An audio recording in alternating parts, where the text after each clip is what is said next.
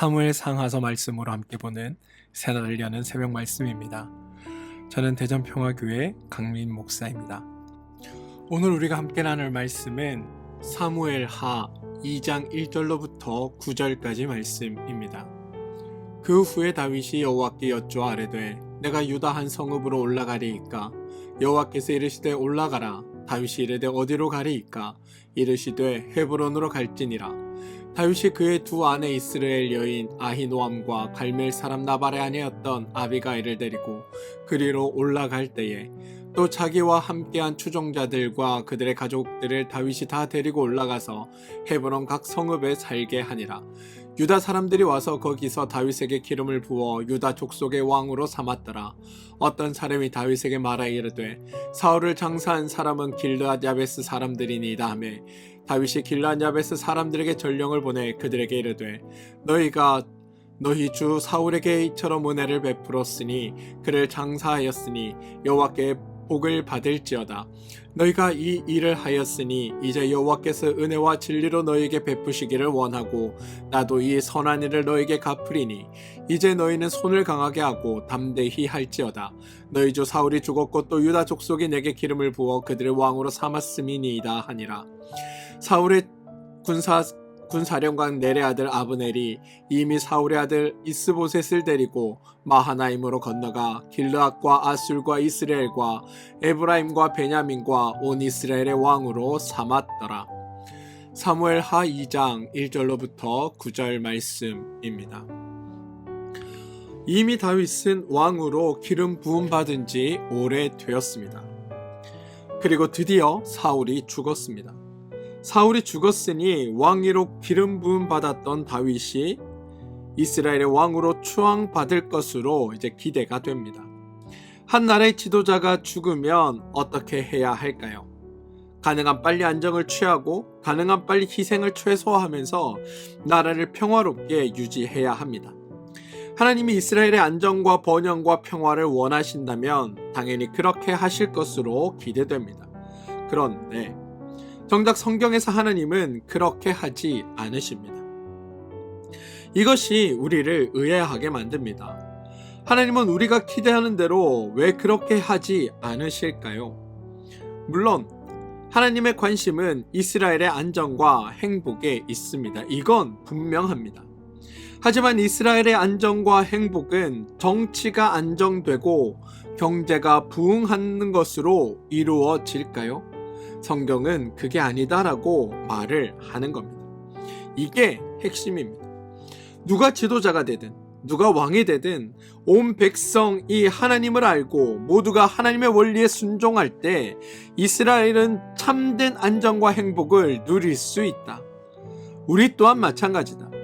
우리의 삶이 하나님 안에, 하나님 원리 안에 하나님을 알고 살아갈 때 비로소 우리 삶에 참된 행복과 안정이 주어진다. 성경은 이 이야기를 우리에게 전하고자 하는 겁니다.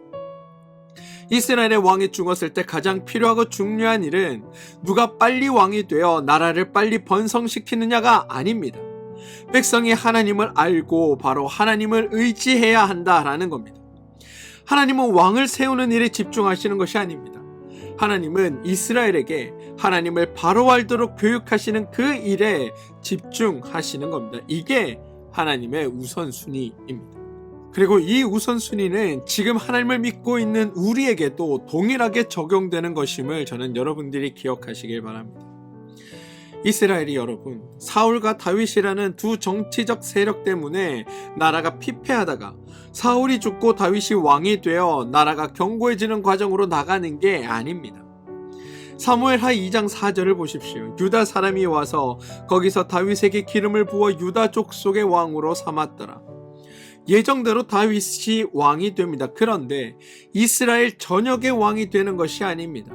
한 지파, 유다 지파의 왕이 될 뿐입니다.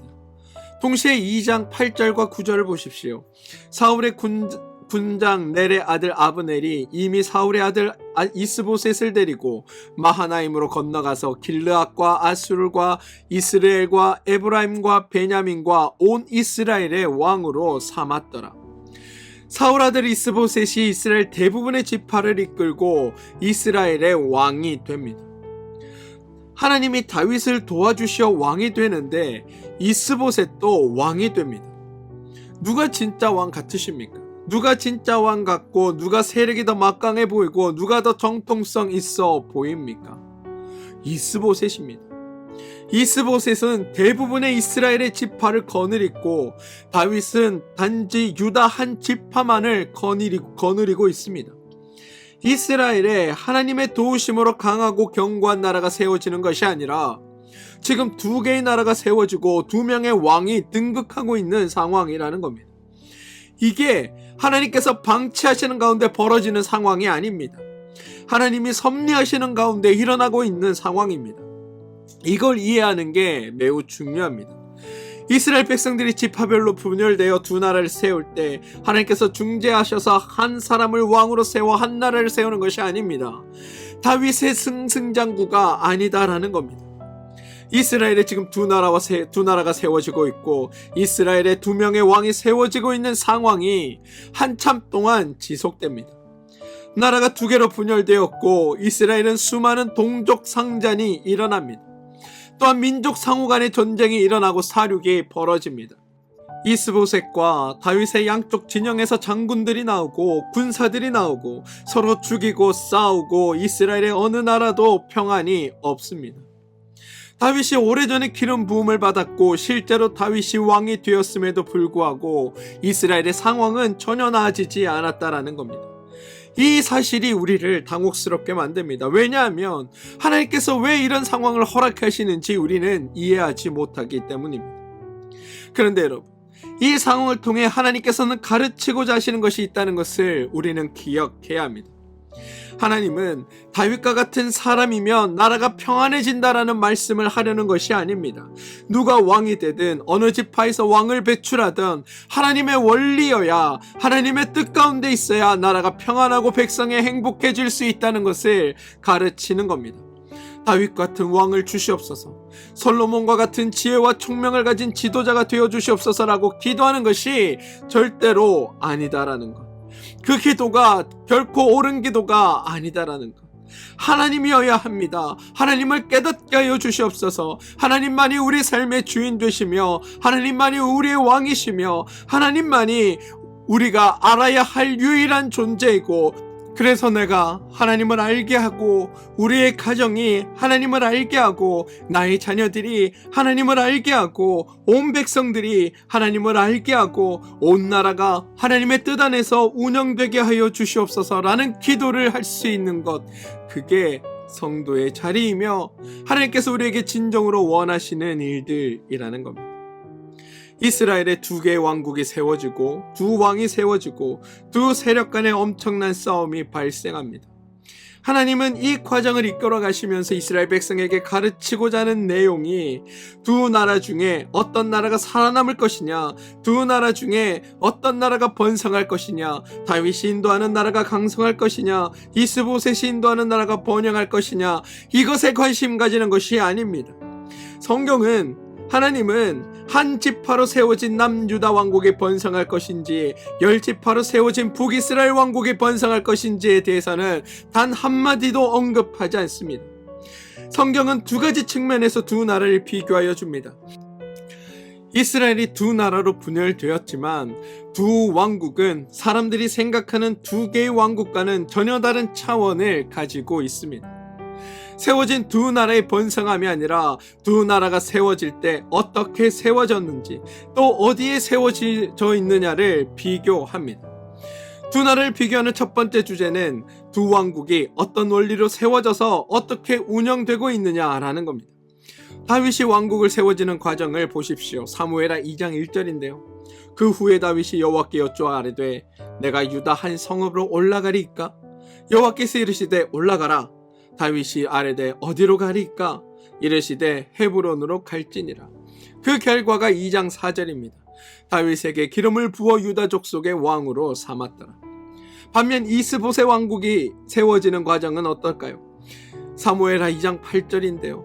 사울의 군사령관 넬의 아들 아브넬이 이미 사울의 아들 이스보셋을 데리고 마하나임으로 건너가 길르앗과 아술과 이스라엘과 에브라임과 베냐민과 온 이스라엘의 왕으로 삼았더라. 다윗의 나라는 하나님이 인정하고 하나님의 뜻을 구합니다. 그리고 그 가운데 하나님의 뜻 가운데 나라가 세워집니다. 이 말은 나라의 진행됨을 하나님께 의뢰하고 있다라는 겁니다. 반면 이스보셋의 나라는 어떻습니까? 자신들이 옳아 보이는 생각으로 자신들의 생각에 맞는 대로 행동한다는 겁니다. 다시 말해 다윗의 무리에게는 하나님에 대한 이해와 인식이 있고 이스보셋의 무리에게는 하나님에 대한 인식이 없다라는 겁니다. 다윗의 나라는 하나님의 묵고 하나님의 뜻대로 세워져 가고 이스보셋의 나라는 하나님과 무관하게 자기들 생각에 옳은 대로 나라가 세워졌다라는 겁니다. 여러분, 이건 단순히 나라가 세워지는 원리에 불과한 것이 아닙니다. 앞으로 그 나라가 통치될 방식까지도 예상하게 합니다. 다윗의 무리는 앞으로도 모든 일을 추진할 때 하나님을 염두에 두며 하나님의 원리와 하나님의 방식과 하나님의 기준에 의하여 그 나라가 다스려지게 될 겁니다. 반면 이스보셋의 무리는 그때그때 자기들의 판단에 옳아 보이는 대로 행동하게 될 것입니다. 오늘 본문은 두 나라의 통치 원리, 두 나라의 운영 원리가 근본적으로 다르다는 것을 보여줍니다. 다윗을 따르냐 이스보셋을 따르냐의 문제가 아닙니다. 하나님을 인정하느냐 아니면 하나님을 거부하느냐의 문제입니다. 하나님을 인정하고 세워져가는 나라와 하나님과 무관하게 세워져가는 나라의 차이입니다. 이게 성경이 우리에게 보여주려는 핵심입니다. 두 나라를 비교하는 두 번째 주제가 있습니다. 각각의 나라가 어디에 세워지느냐라는 겁니다. 다윗이 하나님께 물어보았을 때 하나님께서 올라가라라고 지시하신 곳이 유다 남부 서편 지방에 있는 헤브론입니다. 현재의 상황만으로는 다윗과 이스보셋 중에 이스보셋이 훨씬 강자입니다. 다윗은 도망 다니던 무리였고 수적으로도 매우 적습니다. 수적으로 적은 자들이 한 지역의 터전을 마련하려면 어디로 가야 할까요? 적진 한가운데로 들어가야 할까요? 아니면 탈출구를 마련해 놓은 변방이어야 할까요? 아마 신중한 사람이라면 어느 정도 병법이라는 것들에 대해 이해가 조금 있는 사람이라면 도망할 수 있고 벗어날 수 있는 곳이어야 한다라고 생각한 겁니다. 그런데 여러분, 하나님이 다윗에게 지시한 곳이 헤브론입니다. 그리고 다윗이 올라가 정착한 곳이 헤브론입니다. 우리는 이 헤브론에 대한 좀 이해를 해야 합니다. 하나님이 아브라함을 부르셔서 가나안 땅을 주시겠다고 약속하셨지만 정작 가나안 땅에 들어와서 살 때에 직접 땅을 매입한 자기 소유지가 없었습니다. 아브라함의 아내 사라가 죽자 아내의 매장지를 구한 곳이 막벨라 굴이었고 막벨라 굴이 있는 지역이 바로 헤브론입니다. 무슨 말이냐? 이 헤브론은 하나님이 이스라엘에게 약속으로 주셨던 땅이라는 겁니다.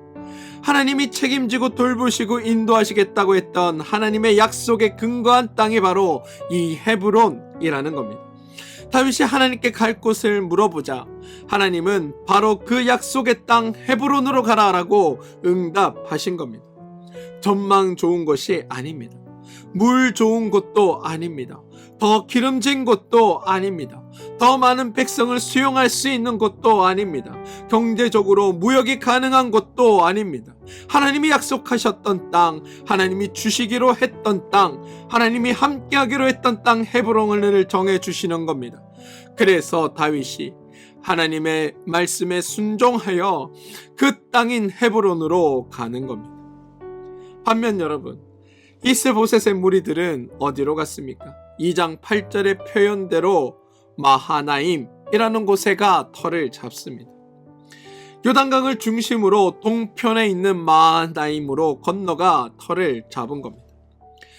요수아와 백성들이 가나안을 정복하기 전에 광야에서 나와 머물던 지역이 요단강 동편입니다.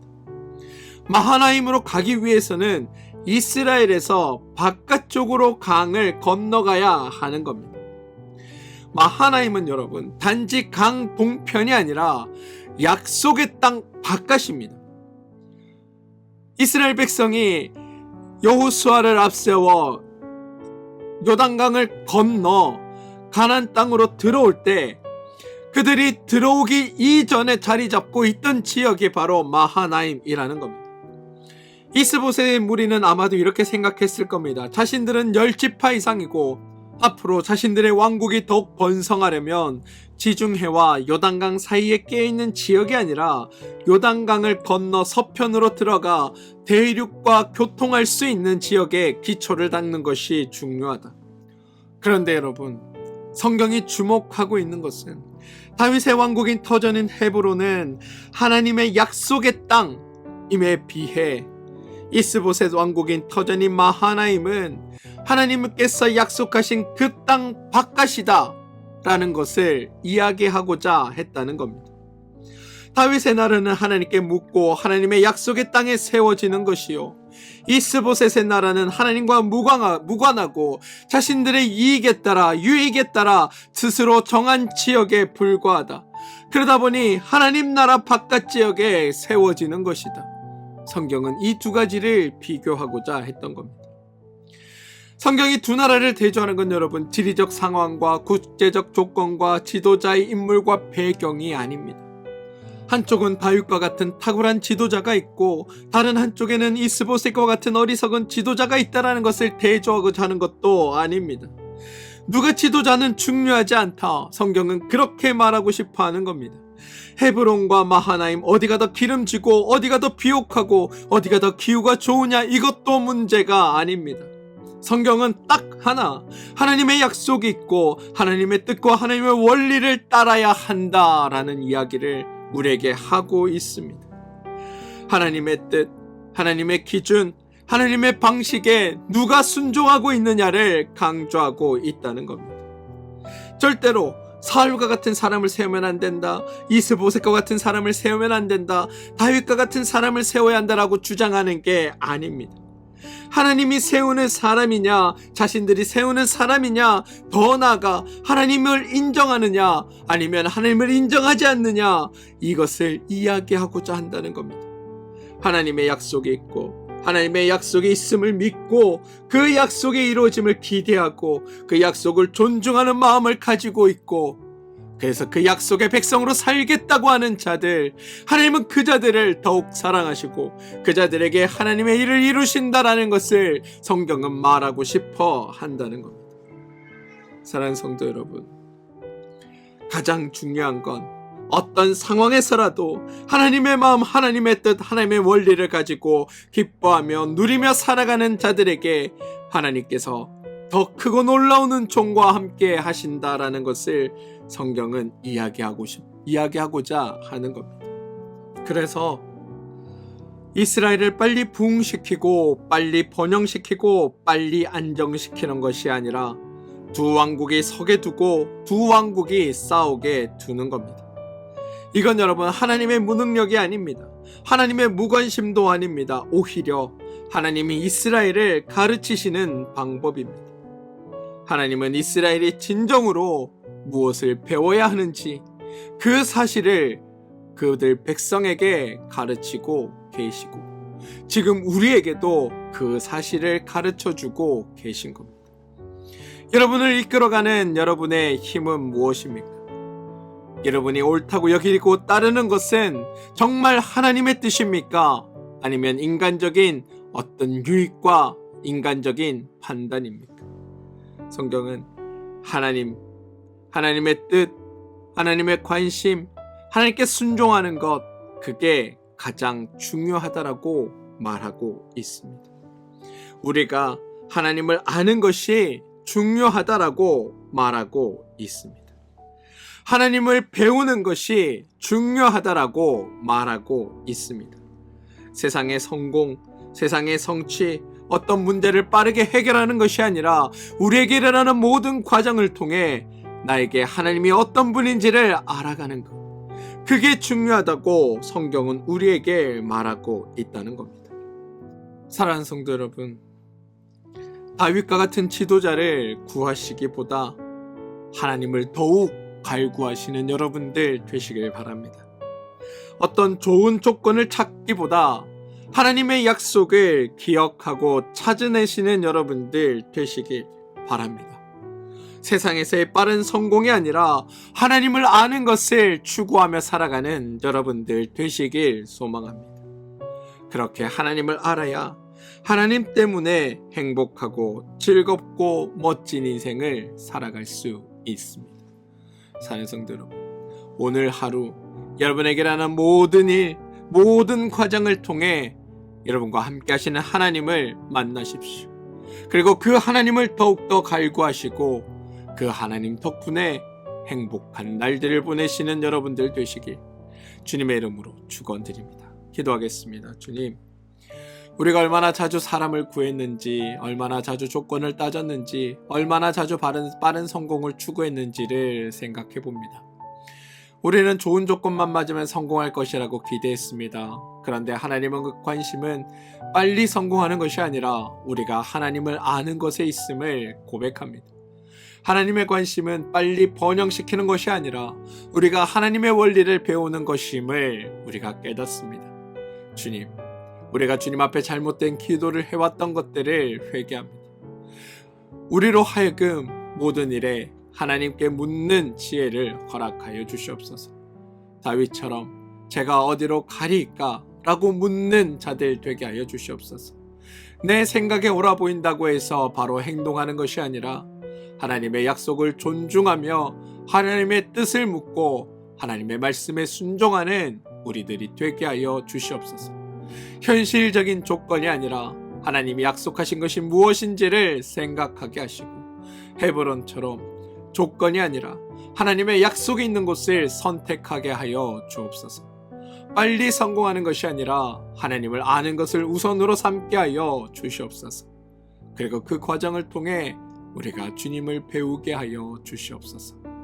하나님을 알고 하나님 때문에 행복하고 즐겁고 신나고 멋진 인생을 사는 우리가 되게 하시고 하나님의 뜻을 구하며 살아가는 믿음의 성도들로 살게 도와주시옵소서.